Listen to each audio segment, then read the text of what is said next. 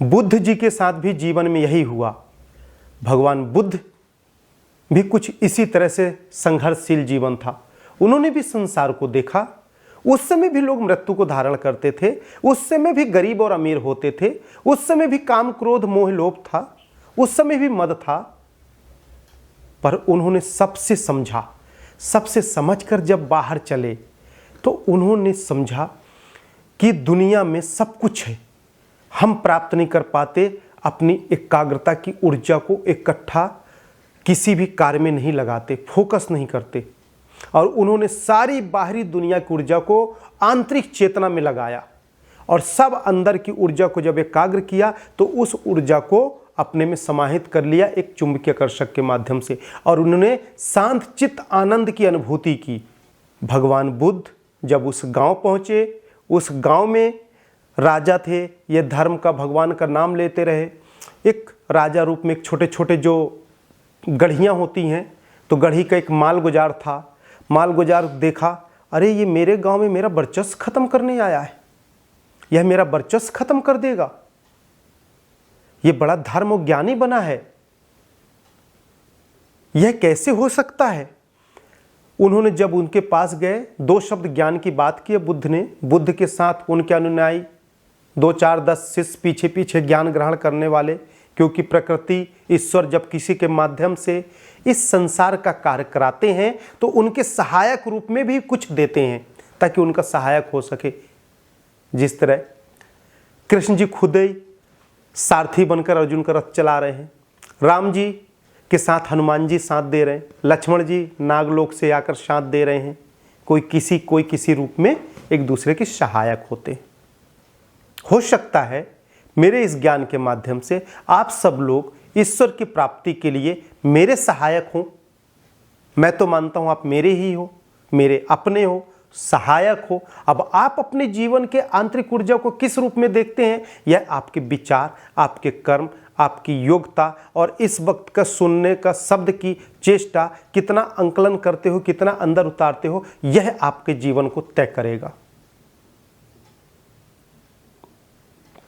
जब बुद्ध ने जैसे उपदेश दिए तो वह राजा, गढ़ी का मालिक, गांव का मालगुजार, छोटा राजा गांव का, कई राजाओं में रियासत में गांव में गढ़ी मालगुजार के बटे रहते थे, जैसे मंत्री शंत्री ये होते हैं।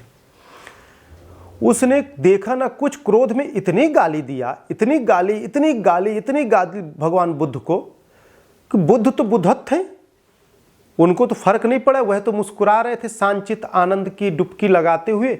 उनके सिर्फ और सिर्फ मुस्कुराहट थी, सिर्फ मुस्कुराहट, आनंद, शांत, शांति की प्राप्ति करने के बाद इंसान शांति ही देखेगा सब जगह।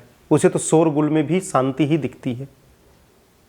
और चोर को हर इंसान में चोर नजर आता है, ईमानदार को हर इंसान में ईमानदार नजर आता है। हमारा जैसा संस्कार, हमारा जैसा परिवेश, उस तरह से हम लोगों का अंकलन करते हैं, उस तरह से हम उसको अपने जीवन में अंकलन कर कर, कंपेयर कर कर, उसकी तुलना कर कर, उसके अच्छे और बुरे की बुराइयां निकालते हैं। बुराइयां उसकी नहीं निकालते, हम अपने संस्कार की बुराइयां निकालते हैं उसमें, क्योंकि उसकी जो बुराइयां हैं या अच्छाइयां ये तो वो जानता है ना। आप कैसे जान सकते हैं कि ये बुरा या अच्छा है? हम अपने संस्कार, अपने कर्म, अपने परिवेश, अपने विचार, अपनी योग्यता, अपनी विद्वता के माध्यम से हम उसकी बुराइयों को अंकलन करते हैं या अच्छाइयों को करते हैं। यदि मैं चोर हूं या कोई एक चोर है और दूसरा ईमानदार है तो उसको उसकी बुराई दिखेगी कि यह अच्छा व्यक्ति नहीं है। परंतु उससे कोई बड़ा चोर सामने आ जाए, अपराधी आ जाए, तो उससे अच्छी अच्छाई उसको उसमें दिखेगी, क्योंकि वह अपने अनुसार लोगों को देखता है। परंतु कौन सा अनुसार? दृष्टि के अनुसार। अंतर ऊर्जा तो सबका संभाव है, समकक्ष है। आप दूध गाय का यहां दूहकर निकालें तो वह दूध की ऊर्जा वही है, दूसरे गाय का दूध आप कहीं निकालेंगे तो उसका भी ऊर्जा उसी के संभाव है। 19-20 का 1-2% का परिवेश, खान पान, वातावरण का फर्क हो सकता है, परंतु 99% आपको संभाव मिलेगा। और यह प्रकृति की ऊर्जा तो सब जगह एक ही है विद्यमान, तो संभाव ही है। जब गौतम बुद्ध को उन्होंने इतनी गालियां दी तो गौतम बुद्ध तो कुछ नहीं, शांत आनंद में रहे, मुस्कुराहट में थे, परंतु पीछे से शिष्य दौड़े, गुरुदेव आपकी आज्ञा हो तो हम इसको यहीं बताएं। उन्होंने कहा नहीं, शांत रहो। क्यों? क्योंकि वह शिष्य हैं, ये गुरु हैं। कहावत है गुरु गुरु होता है, शिष्य शिष्य ही होता है, चेला चेला ही होता है। क्योंकि चेला को वो ज्ञान हो जाएगा तो चेला भी गुरु हो गया ना, या गुरु के समकक्ष हो गया, उस ज्ञान के समकक्ष हो गया, तो वह मित्र व्रत भाव में आ जाता है, समभाव में हो जाता है। और जब समभाव में हो जाते हैं तो हम समरसता में चलते हैं। गंगा वहां से आई, जमुना यहां से आई, और जब दोनों अनंत गहराई को लेके चले तो इलाहाबाद में दोनों का संगम हुआ, तो दोनों समभाव में चले, अलग अलग चले, समभाव में चले,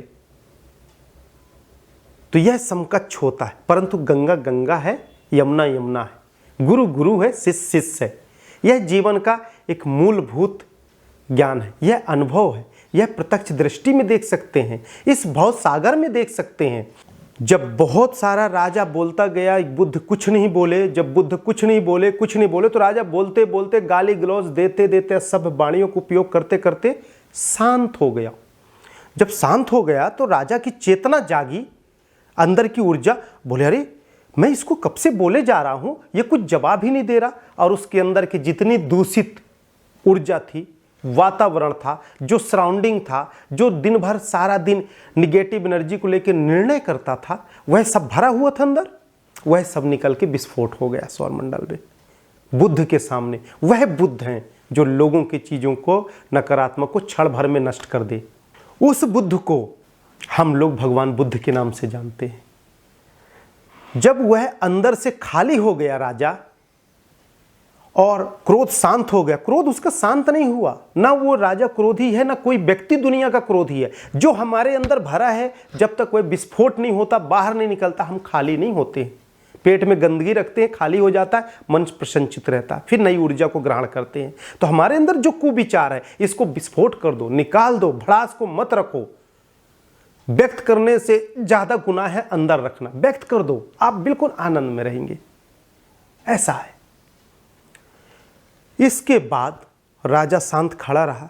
अब क्या करे, अब कोई मेरे को मारने आया, मैं खड़ा हूं, ले मार ले भाई, गाली दे ले, मैं उस सच्चित आनंद की अनुभूति में मग्न हूं। मैं जानता हूं मैं शरीर नहीं, मैं आत्मा हूं। मैंने इस काया को धारण किया है। तू मेरे शरीर को गाली दे रहा है, जो ये शरीर मेरा है ही नहीं। जो मेरे कान के माध्यम से मैं जो सुन रहा हूं, ये है ही नहीं। मेरे अंदर तो वह नौद जागृत है, वह अनहत ध्वनि जागृत है, वह ब्रह्मनाद क्रिया जागृत है, जिस ध्वनि में, जिस स्वर में, उस ओम के एकाकार में मैं तो लीन हूं, मैं समाहित हूं। जब मैं उसमें समाहित हूं तो तू मुझे कहां बोल रहा है? मैं ऊर्जा तो ऊर्जा हूं, मेरे शरीर को कह रहा तू। फिर भगवान बुद्ध ने कहा, हे राजन, आप लोग गौर से सुने, क्या कहते हैं? हे राजन,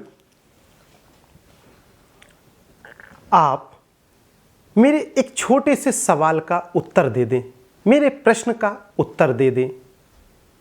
बोले बड़ा घमंड अहंकार से बोला, मद का, पद का, इसका भी जीवन में बड़ा दोष होता है, बड़ा घमंड होता है, बड़ा अहंकार होता है। जीवन में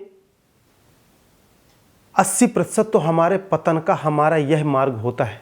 क्योंकि पद पा लेना, धनवान हो जाना, संसारिक शोहरत पा लेना आसान है, आपने क्षणिक मेहनत करके इसको पाया। पर इस मनुष्य तन को वास्तविक ज्ञान से अनभिज्ञ रखना, तो मैं मानता हूं कि आपके जीवन की बहुत बड़ी गलती है, बहुत बड़े पागलपन में है, आप बहुत बड़े भ्रमताएं में हैं। ज्ञान होना बहुत अच्छा है, पद होना उससे भी अच्छा है, संसारिक धनवान, संसारिक जीवन होना बहुत अच्छी बात है। पर इसके साथ साथ हम जो वास्तविकता मानव जीवन को धारण किए हैं, उस तत्व, उस रहस्य को भी जानना बहुत महत्वपूर्ण है। वह भी जीवन का हमारा एक पार्ट है, वह जीवन का मूल लक्ष्य है। रिटायरमेंट के बाद पड़ोसी नहीं पूछेगा। यदि आपका व्यवहार नहीं है, आपकी चित्तवृत्ति नहीं है, आपका अंदर की स्वर सही नहीं है, आपकी वाणी सही नहीं है, लोग मजबूरी में आपकी रिस्पेक्ट कर रहे हैं। दुनिया में तो रिस्पेक्ट वह महान है जो लोग दिल से करते हैं। आप ऐसा कर्म करें कि लोगों के दिल में छा जाए, हृदय में रहे, लोग आत्मभाव से रिस्पेक्ट करें, तब आप इंसान हैं। भगवान बुद्ध ने यह प्रश्न किया कि हे राजन, आप मेरे छोटे से प्रश्न का उत्तर दें। आप जब जाते हैं बाजार सामग्री लेने, बाजार में तरह तरह की दुकान है, तरह तरह की सामग्रियां रखी हैं। चूंकि आप राजा हैं तो आप या ग्राहक हर एक सामग्री को छू के देखता है, ये कैसा है, ये कैसा है, उसकी क्वालिटी देखता है, प्रोडक्ट देखता है, मेरे जीवन का क्या उपयोग है वह देखता है, उन सब चीज़ों को वह करता है और फिर उसे जो पसंद होता है लेता है, नहीं पसंद होता नहीं लेता है। यह मेरे भाव है। तो बुद्ध ने पूछा कि हे राजन, जब आप बाजार में जाते हैं तो आप दुकान की पूरी समस्त सामग्री को उठाकर अपने घर ले आते हैं अपने महल में, या आपको जो सामग्री पसंद होता है उसको ले आते हैं? राजा ने न सोचा कुछ, सीधे सीधे उसने मालगुजार ने जवाब क्या दिया, नहीं नहीं, मैं क्यों ले आऊँगा मैं पूरा सामान, मैं तो वो सामान लाता हूँ जो मुझे पसंद होता है, जो मुझे अच्छा लगता है।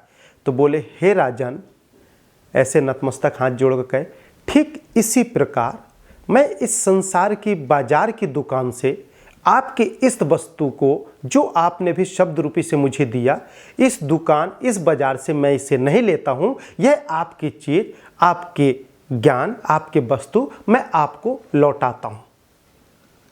राजा शर्म के मारे नीचे हो गया कि भाई जो चीज़ें मुझे नहीं पसंद है मैं वापस दे देता हूँ, आपकी इस गाली और इस क्रोध शब्द मुझे पसंद नहीं, मैं आपके शब्द आपको वापस दे रहा हूँ, मुझे नहीं चाहिए, मैं स्वीकार नहीं किया। तो उसी तरह से गौतम बुद्ध ने कहा मुझे यह स्वीकार नहीं है, आप अपनी चीज़, अपने विवेक को आप अपने पास रखें। वह शर्म के मारे शर्मसार हो गया, बुद्ध से दीक्षा लिया, बुद्ध के समर्पण में बुद्ध के कार्य करने लगे और वह भी एक भगवान बुद्ध के अंग बन गए।